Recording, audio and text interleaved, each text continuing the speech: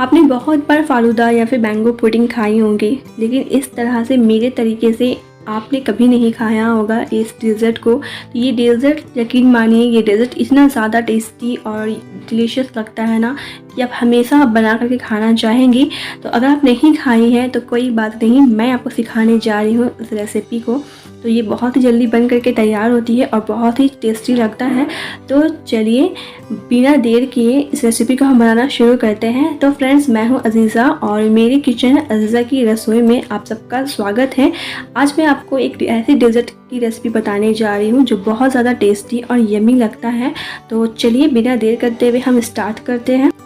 तो इस रेसिपी को बनाने के लिए मैं यहाँ पे 1 कप दूध ले रही हूँ। 1 कप दूध में मैं 2 टेबल स्पून चीनी शुगर डाल करके इसे मिक्स कर दूंगी। और मिक्स करने के बाद फिर यहाँ पे मैं 2 table spoon mango custard powder ले रही हूँ। आप वनीला कस्टर्ड पाउडर भी ले सकती हैं। और मैं 1/4 कप दूध डाल से घोल करके हमारा जो दूध का मिक्सचर था उसमें मैं इसे डाल दूँगी। और डाल करके लो फ्लेम पर इसे गाढ़ा ही होने तक इसे हम अच्छी तरह से हम पकाएंगे।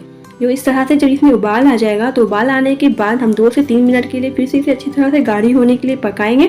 और जब ये पक जाएगी तो गैस के फ्लेम को ऑफ करके एक दूसरे बॉल में हमारा जो कस्टर्ड का मिक्सचर है उसे हम ट्रांसफ़र कर लेंगे। और जब ये रूम टेम्परेचर पे आ जाएगी तब हम फ्रिज में से ठंडा होने के लिए रख देंगे। जब तक ये सेट हो रहा है तब तक हम फिर से यहाँ पर 2 कप हम दूध ले रहे हैं। और दूध ले करके यहाँ पर मैं शाही फालूदा का यूज़ कर रही हूँ। आप कोई सा भी फालूदा ले सकती हैं। इसमें मैं 5 टेबल स्पून फालूदा ले रही हूँ और इसे भी अच्छी तरह से गाढ़ी होने तक इसे हम पकाएंगे। और यहाँ पर ½ टी स्पून मैं यहाँ पर चिया सीड ले रही हूँ। जब ये भी गाढ़ी हो जाएगी, ठंडा हो जाएगा, अच्छा तरह से रूम टेम्परेचर पे आ जाएगा, तब इसे फ्रिज में हम सेट होने के लिए इसे रख देंगे। और फिर थोड़ी देर के बाद जब हमारा कस्टर्ड का मिक्सचर ठंडा हो गया है, फिर यहाँ पर हम मैंगो का पल्प लेकर के इसे डाल देंगे और इसे अच्छी तरह से हम मिक्स कर देंगे।